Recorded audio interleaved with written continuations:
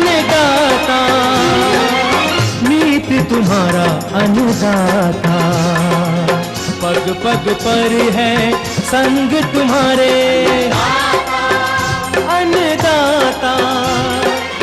लहू किसानों का बन के पसीना सींचता है धरती का सीना। मेहनत का तेरी हक दिलवाने, नई तकनीक नई खोज बताने। पशुधन को गुणवान बनाना, पौध सुरक्षा को सिखलाना, खेती के सब गुर समझाने, भारत का सरताज बनाने। आठों पहर है संग तुम्हारे अन्नदाता, अन्नदाता। नमस्कार, मैं शालिनी आप सभी दर्शकों का अन्नदाता कार्यक्रम में स्वागत करती हूं। हर रोज की तरह कार्यक्रम में हम लेकर के आए खेतीबाड़ी से जुड़ी हुई बहुत सी लाभकारी जानकारियां। तो चलिए सबसे पहले देखते हैं कि क्या है विशेष आपके लिए आज के कार्यक्रम में। अधिक उपज हेतु जौ की वैज्ञानिक तकनीक से खेती पर जानकारी।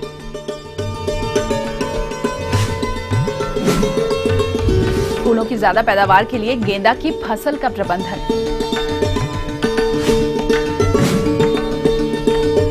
मौसम पूर्वानुमान रिपोर्ट के अनुसार किसानों को कृषि सलाह।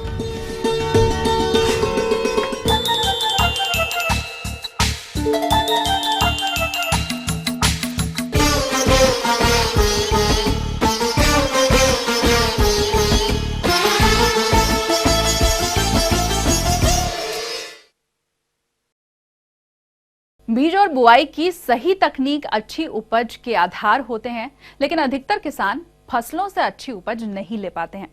अगर इसी के अंतर्गत जौ की बात की जाए तो इसके बीज चयन और बुआई में कमी के कारण बीजों का जमाव कम हो पाता है, जिसके कारण जौ की कम पैदावार मिलती है। इसीलिए जरूरी है कि किसान भाई जौ की बीज बुआई प्रक्रिया को सही तरह से अपनाएं, जिससे कि भरपूर पैदावार मिल सके। इसकी जानकारी दे रहे हैं एक कृषि विशेषज्ञ RK यादव। आज मैं आपको जौ की सामान्य जानकारी देना चाहूँगा, क्योंकि जौ की जो फसल है उसका समय आ गया है। अब जौ की बुआई का समय है अक्टूबर का अंतिम सप्ताह और मध्यम नवंबर तक इसकी लगभग अपन बुआई करते हैं। बुआई में सबसे पहले खेत की तैयारी करनी है। खेत की तैयारी में क्या करना है, 3-4 जुताई करनी है। अंतिम जुताई से पहले 20 से 25 टन सड़ी हुई गोबर की खाद का प्रयोग करना चाहिए और उसके बाद में मिट्टी भुरभुरी हो जाए तो उसमें पाटा लगा के बिजाई करते हैं। किस्मों की बात करते हैं तो किस्में काश्तकार भाइयों को सबसे पहले चुनाव करना होगा। किस्मों में है आपकी RD 2660, RD 2715, RD 2668। तो ये इस तरह की किस्में हैं। इनको आप बोओगे तो अच्छा उत्पादन आपको मिलेगा। बिजाई के लिए अपन जो काम में लेते हैं बीज, वो 100 किलोग्राम बीज 1 हेक्टेयर के लिए काम में लेते हैं।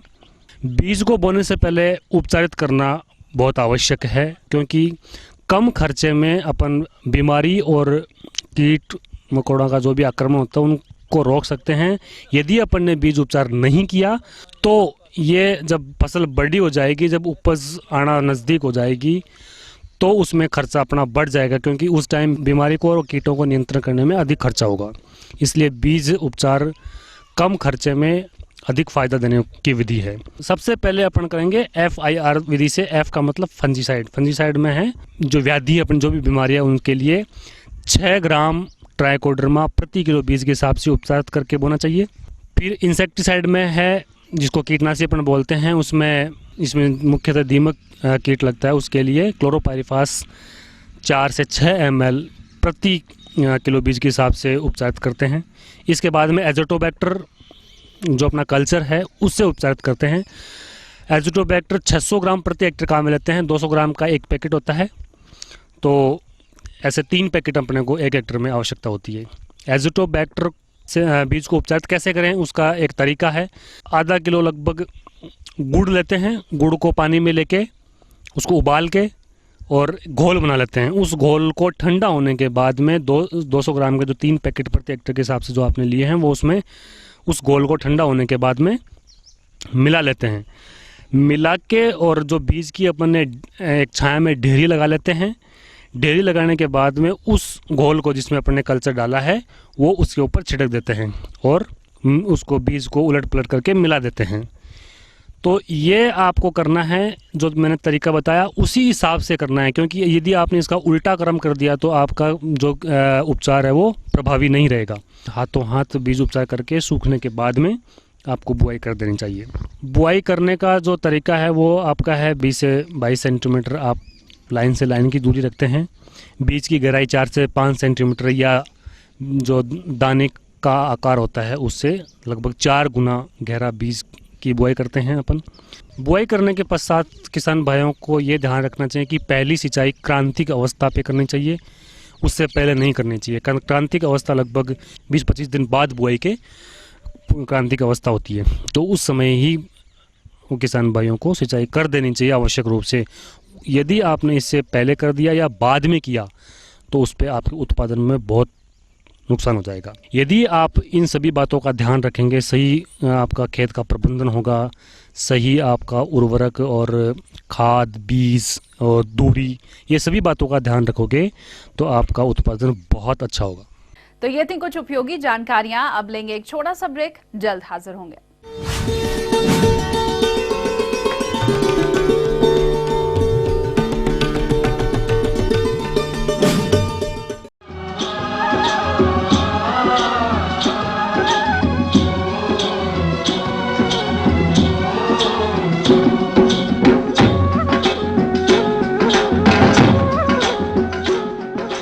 ब्रेक के बाद एक बार फिर से आप सभी दर्शकों का अन्नदाता कार्यक्रम में स्वागत है। बढ़ते हैं अगली प्रस्तुति की ओर।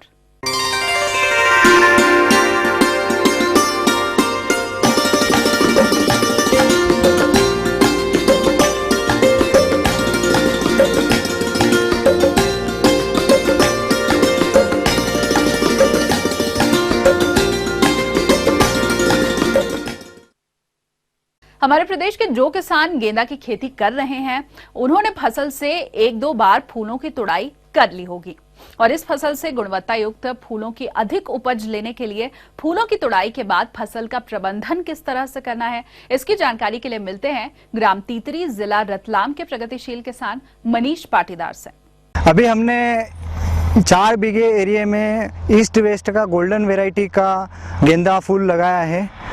ये फूल हमने 28 अगस्त को लगाया था और नवरात्रि के तकरीबन इसमें तुड़ाई चालू हो गई थी।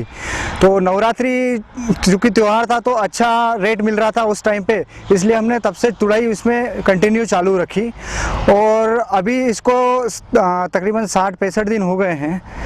तो अभी फ़िलहाल इसमें मैनेजमेंट के लिए हम नियमित रूप से खाद देते हैं और रेगुलर स्प्रेस जो है बीमारियों के लिए वो चल रहे हैं। एक और महत्वपूर्ण चीज़ जो है वो यह है कि आप इसकी समय समय पर निंदाई गुड़ाई करवाते रहें। यदि आप समय पर निंदाई गुड़ाई करवाएंगे तो जो खाद आप गेंदे के लिए डाल रहे हैं वो वेस्ट नहीं होगा, वो जो घास है वो नहीं खा पाएगी। उसके पहले ही आप निंदाई कर देंगे तो वो पूरा जो खाद है वो पौधा ही खाएगा, जिसका फ़ायदा आपको उत्पादन के तौर पर मिलेगा। गेंदे में इसके अलावा मैं सिंचाई प्रबंधन के बारे में बात करूँ तो हम इसमें ड्रिप इरिगेशन के द्वारा ही सिंचाई करते हैं।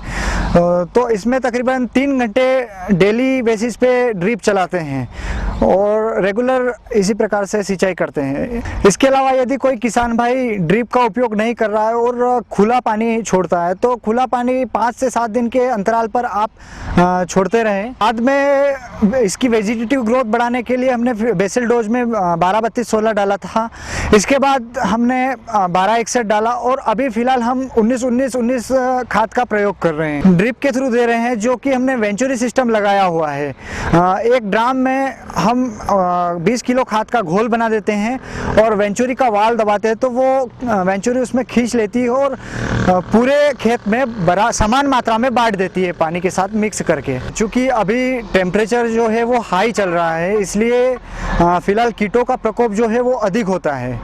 तो अभी इसमें मेनली थ्रिप्स आ रही है, थ्रिप्स जो होती है वो पौधे की वेजिटेटिव ग्रोथ को कम कर देती है और उससे पौधे में कलियां भी कम निकलती है, और चूंकि कलियां कम निकलेगी तो प्रोडक्शन कम आएगा, इसलिए हमें उसका प्रबंधन करना बहुत ही आवश्यक हो जाता है।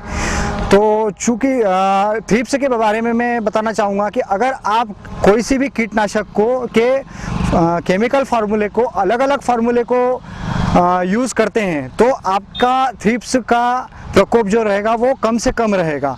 यदि आप एक ही केमिकल फार्मूले को बार बार यूज़ करेंगे तो थ्रिप्स का जो रेजिस्टेंस पावर जो रहेगा उसके प्रति वो बढ़ जाएगा। इसलिए मैं यही सलाह देना चाहूँगा कि उसके लिए आप अलग अलग केमिकल बेस कीटनाशकों का उपयोग करें, अच्छी कंपनी के कीटनाशकों का उपयोग करें, तो आपका थ्रिप्स का जो प्रबंधन रहेगा वो अच्छा रहेगा। थ्रिप्स के अलावा इसमें मकड़ी का प्रकोप भी रहता है। मकड़ी के प्रकोप में इसकी वेजिटेटिव ग्रोथ रुक जाती है और इसके माथे बन जाते हैं और फूल जो है वो पीछे की तरफ फटे फटे हो जाते हैं। तो इसके प्रकोप से बचने के लिए हम ओबेरॉन यूज़ करते हैं, जो कि 400 ml प्रति ड्राम की दर से इसका छिड़काव होता है, जो कि एक ड्राम जो होता है वो तकरीबन 1 एकड़ एरिया में स्प्रे हो जाता है। गेंदा फूल की खेती में लगाने से लगाकर और फूल तोड़ने तक में लीफ माइनर का प्रकोप भी काफ़ी रहता है। लीफ माइनर जो होता है वो पौधे के पत्तियों को खा जाता है, जिससे कि उसमें फोटोसेंसिटिव की क्रिया जो रहती है वो स्लो हो जाती है और पौधे की ग्रोथ नहीं हो पाती है, और इल्ली जो है वो फूल में लग जाती है, जिससे कि अगर आप फूल मार्केट में लेके जाते हैं तो वो बहुत ही कम भाव में बिकते हैं या ना बिकते हैं। सो इस प्रकोप से बचने के लिए हमको जनरली पहले हल्के कीटनाशकों का प्रयोग करना चाहिए, और अगर उससे भी कंट्रोल ना मिले तो फिर हमें उच्च गुणवत्ता वाले अच्छी कंपनी के अच्छे कीटनाशकों का प्रयोग करना चाहिए, जिसमें कि कोराजन है, जो कि लगभग 50 से 60 ml प्रति ड्राम की दर से डालकर इल्ली और लीफ माइनर पर कंट्रोल किया जा सकता है। कीटों के प्रबंधन के अलावा इसमें हमें फंगस का भी प्रबंधन करना पड़ता है। फंगस में इसमें सबसे जो ज़्यादा प्रकोप वाली फंगस रहती है वो ब्लाइट होती है, जो कि जब आती है तो पूरे खेत ही साफ कर जाती है। तो इससे बचने के लिए हमको शुरू से जब पौधा लगता है तब से हमें इस पर ध्यान देना पड़ता है। जब पौधा लगाते हैं तब से लगाकर हर हफ्ते के अंतराल पर हम इसमें अच्छी फंगीसाइडों का बदल कर प्रयोग करते हैं। अगर आप शुरू से ही अच्छी फंगीसाइडों का प्रयोग करते हैं तो आपके खेत में जो ब्लाइट का प्रकोप है वो न्यूनतम रहेगा और आपको अच्छी पैदावार मिलेगी। तो मैनकोजेब जो है वो 500 ग्राम प्रति ड्राम में और 22-3 250 ग्राम प्रति ड्राम में डालते हैं। केप्टाप 500 ग्राम प्रति ड्राम के साथ कंटाप 200 ग्राम प्रति ड्राम में डाल सकते हैं।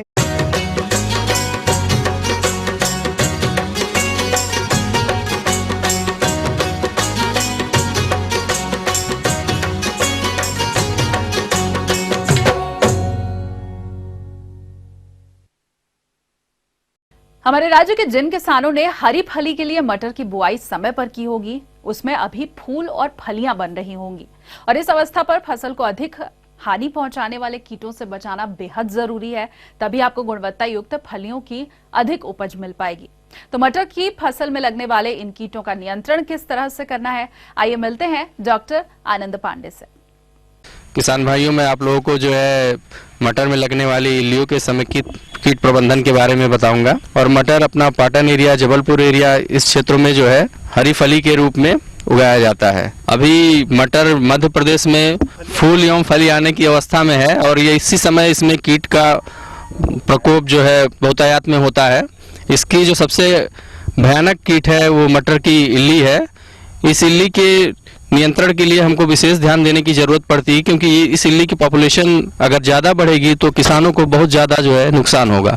तो इसके नियंत्रण के लिए के समय कीट प्रबंधन के बारे में बताऊंगा। खेत के आसपास जो भी खरपतवार हो जो उसके जो है अल्टरनेट होस्ट का काम करते हैं, उसको पहले हटा दिया जाए, नष्ट कर दिया जाए, और प्लस उसके जो इमेच्योर स्टेज होते हैं, अगर कुछ दिखते हैं कि उसमें हमको है तो उसको अलग कर दें, प्लस खेत में ऐसी कुछ टी आकार के वो रखें जिसपे कि चिड़िया आके बैठे और उन इल्लियों को वो खा सकें। इसके अलावा किसान भाइयों, इस इल्ली के नियंत्रण के लिए कई प्रकार के फेरोमोन ट्रैप आते हैं जिसको आप खेत में लगा सकते हैं और उनसे हमको पता चल जाएगी कि इस इल्ली की पॉपुलेशन किस वीक में बढ़ रही है। पहले तो हमको जैविक नियंत्रण के बारे में सोचना चाहिए, जैसे कि नीम ऑयल 5% की दर से खेत में छिड़काव, fungal pathogen like Beauveria bassiana, Metarhizium, इसका भी जो है 2 ग्राम प्रति लीटर की दर से छिड़काव कर सकते हैं। इसके अलावा अगर आप जो है बहुत सारे केमिकल कंट्रोल अगर आप यूज़ करना चाहते हैं तो उसमें जो है क्लोरपायरिफास 2 ml पर लीटर और बहुत सारे रसायन जो मार्केट में उपलब्ध हैं,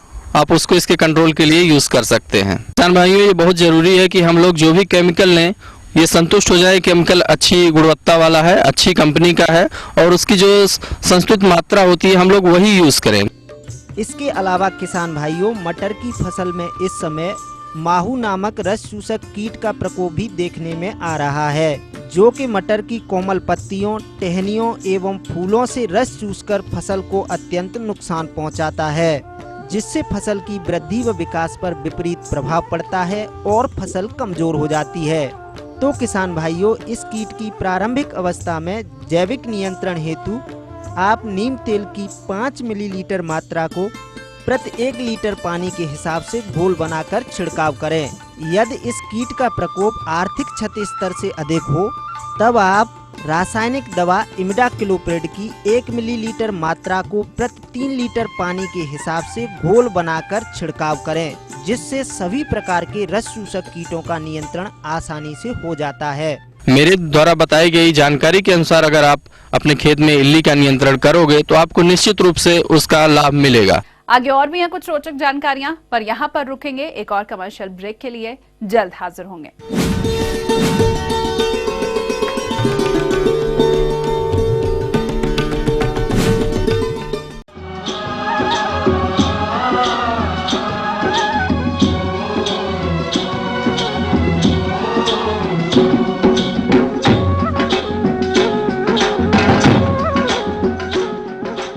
ब्रेक के बाद आप सभी दर्शकों का एक बार फिर से स्वागत है और चलिए अब रुख करते हैं अगली कड़ी की ओर।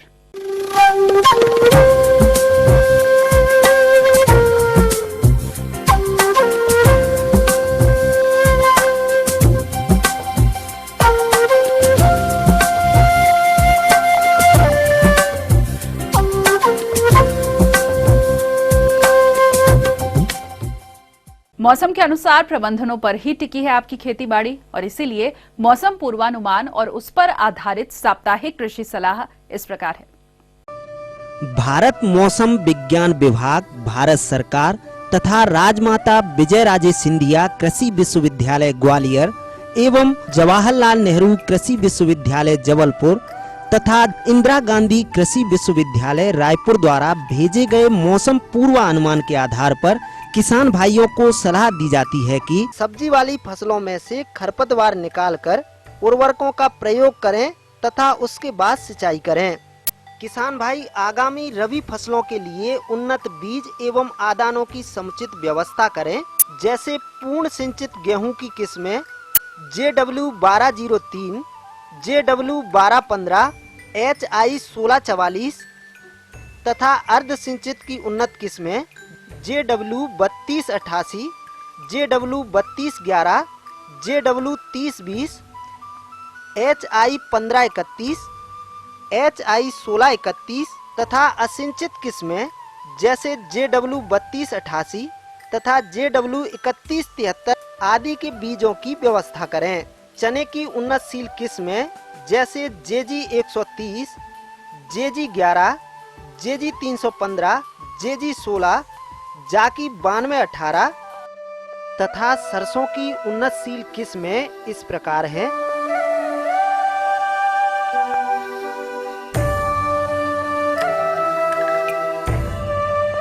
बरसीम की उन्नतशील किस्में इस प्रकार से हैं।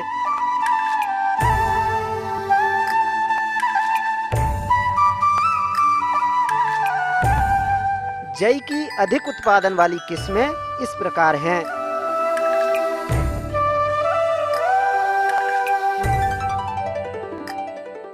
काबुली चना की उन्नतशील किस्में काक 2 तथा JG1 आदि के बीजों की व्यवस्था करें तथा मसूर की उन्नतशील किस्में RVL 31, JL 2 आदि किस्मों का चयन करके बुवाई करें।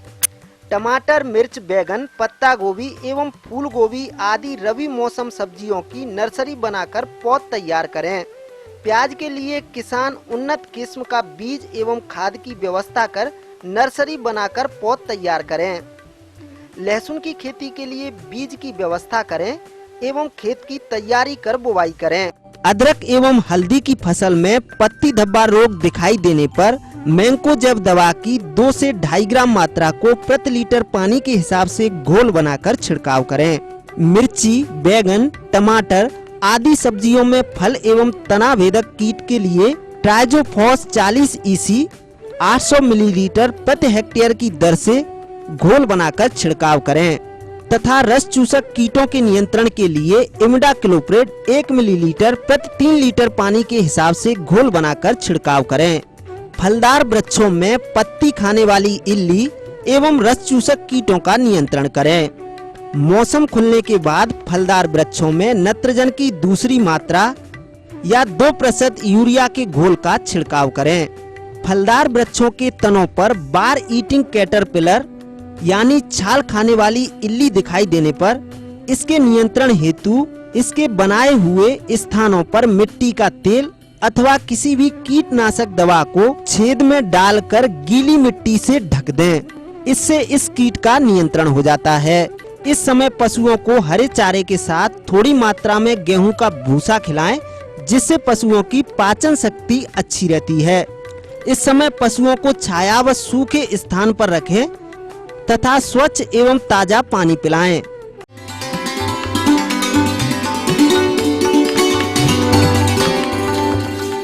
अन्नदाता हेल्पलाइन निशुल्क फोन संपर्क सेवा के माध्यम से आपके द्वारा पूछी गई समस्याओं में से एक या फिर 2 महत्वपूर्ण समस्याओं को हम अपने कार्यक्रम में शामिल करते हैं और इसी के तहत आज की चयनित समस्या और उसका जवाब इस प्रकार है।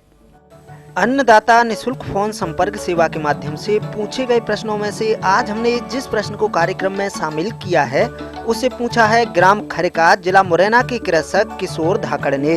ये नवजात बछड़े बछड़ियों की देखरेख प्रबंधन पर जानकारी चाहते हैं। तो किशोर धाकड़ जी, आपकी जानकारी हेतु प्रस्तुत है कार्यक्रम का यह अंश। जो कोई भी गाय जब बच्चा देती है तो हम सभी जानते हैं कि जो बच्चा होता है एक भविष्य होता है और उसकी देखभाल और उसको कैसे ब्याते समय क्या सावधानियां होनी चाहिए, रखनी चाहिए, मैं उसके बारे में आपको थोड़ा सा बताना चाहूँगा। सबसे पहले हमको ये सोचना चाहिए कि जब गाय बच्चा देने के करीब हो तो उसको एक प्रॉपर स्थान होना चाहिए जहाँ पर साफ सुथरा स्थान हो, क्योंकि अगर हमने साफ सुथरा स्थान नहीं रखा है तो उसमें बीमारी की संभावना बढ़ जाती है। और वो जो कच्चा स्थान मतलब ना तो बहुत ज़्यादा हार्ड हो, ना बहुत ज़्यादा ऐसा भी ना हो कि गीला स्थान हो, एक सूखा स्थान होना चाहिए। और जब गाय जब बच्चा देने की जब प्रक्रिया हमको लगे कि जब उसमें से जब पानी निकलना हल्का सा शुरू हो तो उसको कोशिश करना चाहिए कि नीचे कुछ ऐसी चीज़ें हम बिछा दें ताकि उसको मुलायम हो। बच्चा इसी कारण बस अगर ऊपर से वो थोड़ा सा गिरे तो उसको चोट लगने की संभावना खत्म की जा सके। उसके बाद जब गाय ने बच्चा दे दिया तो सबसे पहले हम सभी लोग जानते हैं कि एक गाय को बच्चे को गाय के सामने हम रखते हैं। कभी कभार ये ऐसी स्थिति पैदा होती है कि गाय उस बच्चे को चाटती नहीं है, तो ऐसी स्थिति में हम थोड़ा सा नमक का भी इस्तेमाल कर सकते हैं। उसके बाद कई जगह ऐसा देखा जाता है कि गाय से जब बच्चा होता है तो बहुत लोग जेर गिरने का इंतजार करते हैं और जेर गिरने के बाद ही दूध निकालने का काम करते हैं। ये सर्वथा गलत है। आप दूध निकालने का काम थोड़ी सी सफाई करने के बाद आधे घंटे से 1 घंटे के बीच में दूध निकाल लें।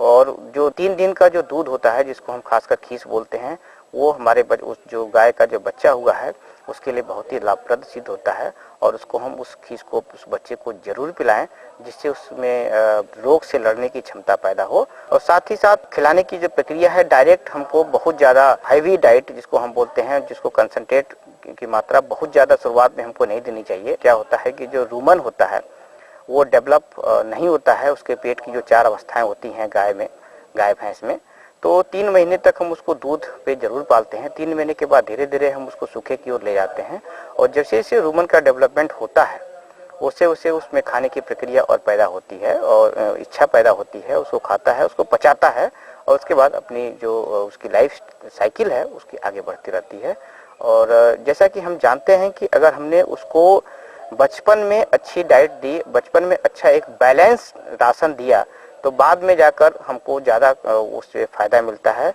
और जो अगर हम मान लीजिए बछिया, गाय की बछिया पैदा होती है, तो अगर हमने उसको शुरू से बैलेंस एक राशन दिया है, तो उसमें जो हीट में जो आने की जो होती है, जो समय होता है, वो जल्दी हीट में आती है और वो जल्दी से एक माँ बनने की प्रक्रिया उसमें फिर से शुरू हो जाती है। और जो नर बछड़े भी होते हैं, अगर उसको भी हमने अगर ये सोचा कि ये नर बछड़े हमारे काम में नहीं आएंगे, तो क्या होगा कि आजकल भी बहुत से नर बछड़ों का कई जगह उसका प्रयोग किया जा रहा है, तो उसकी भी हमको बाद में अगर हम बैल के लिए भी इस्तेमाल करते हैं तो कमज़ोर बैल भी मिलते हैं। अगर हम उसको बेचते भी हैं तो भी किसी अन्य कार्य के लिए भी बेचते हैं तो भी उसको हमको अच्छा उसमें जो पैसा होता है वो नहीं मिलता है। साथ में ये भी ध्यान रखें कि जब गाय ने बच्चा दिया तो लगभग 20 दिन के बाद उसको हम गाय को भी और उसके बच्चे को भी पेट के कीड़े मारने की दवा अवश्य खिलाएं, क्योंकि जो पेट के कीड़े मारने की से जो दवा देते हैं उससे अगर कीड़े मरते हैं तो तमाम तरह की बीमारियों को हम रोकते हैं।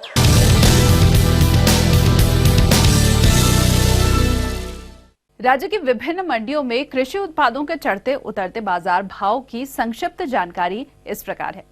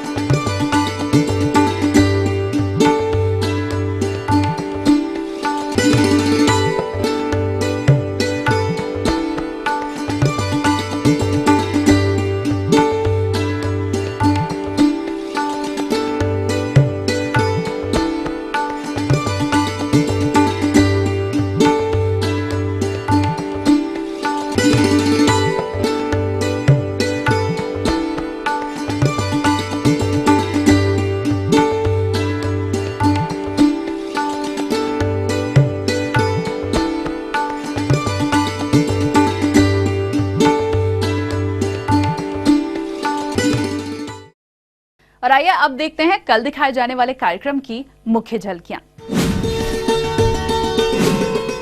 धनिया की अधिक उपज के लिए वैज्ञानिक तकनीक से बुआई। अधिक उपज के लिए टमाटर की फसल में किए जाने वाले समसामयिक कार्य। हम ये उम्मीद करते हैं कि आज का कार्यक्रम आप सभी दर्शकों के लिए उपयोगी रहा होगा। किसान भाइयों, अन्नदाता आपकी सेवा के लिए संकल्परत है। कृषि संबंधित समस्या और सुझावों के लिए आप हमें इस पते पर संपर्क कर सकते हैं। प्रोड्यूसर अन्नदाता, ETV Madhya Pradesh Chhattisgarh, आमोजी film city, Hyderabad 501512। साथ ही आप हमें ईमेल भी कर सकते हैं। हमारा ईमेल आईडी है annadatamp@etv.co.in। इसके अलावा हमारे निःशुल्क हेल्पलाइन नंबर 180010845999 पर सोमवार से शनिवार सुबह 10 से शाम 4 बजे के बीच आप संपर्क कर सकते हैं। तो फिलहाल अन्नदाता की पूरी टीम को दीजिए इजाजत। कल फिर से इसी समय आपसे मुलाकात होगी कृषि संबंधित कुछ और महत्वपूर्ण जानकारियों के साथ। नमस्कार।